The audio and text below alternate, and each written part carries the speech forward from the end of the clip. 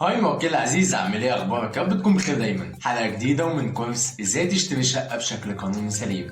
حلقه النهارده هنتكلم على صحه التوقيع. ايه المده الزمنيه لصحه التوقيع؟ هل هي 3 شهور ولا 6 شهور؟ معاكم جيمس عادل المحامي.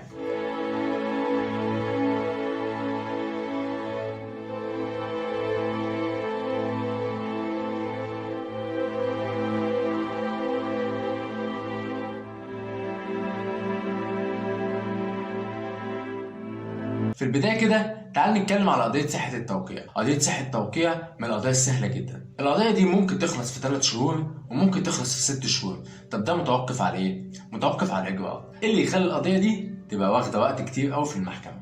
في البداية علشان نقدر نرفع قضية صحة التوقيع لازم محامي يبدأ على صحيفة الدعوة. ما ينفعش واحد كده من نفسه يروح يقول لك ايه أنا هرفع قضية صحة التوقيع، لا.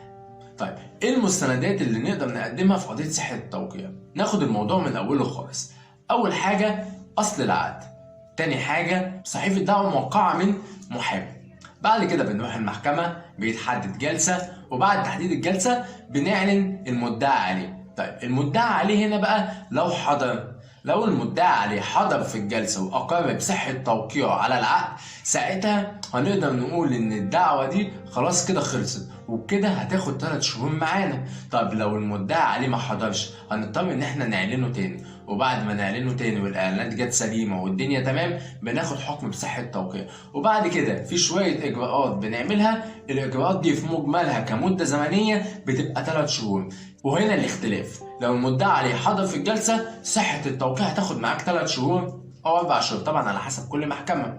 لو المدعى عليه لم يحضر في الجلسة، ساعتها قضية صحة التوقيع هتاخد معاك 6 شهور أو 7 شهور، بناء على الإجراءات اللي هتحصل.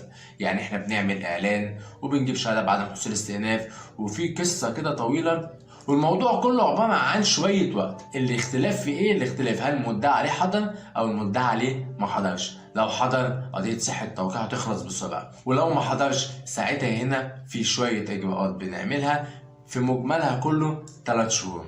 وقضية صحة التوقيع من القضايا المهمة جدا. ليه؟ لأنها بتثبت إن الخصم ده هو اللي مضى على العقد طبقا للمادة 45 من قانون الإثبات. وبكده تعالوا نلخص قضية صحة التوقيع. لازم محامي يمضي على صحيفة الدعوة. اصل العقد مهم جدا، حضور المدعى عليه. طب لو المدعى عليه ما حضرش، بنعلن المدعى عليه وبتمشي القضيه عادي جدا. دي كانت قضيه صحه التوقيع. كان معاكم جرجس عادل المحامي، شكرا لمتابعتكم.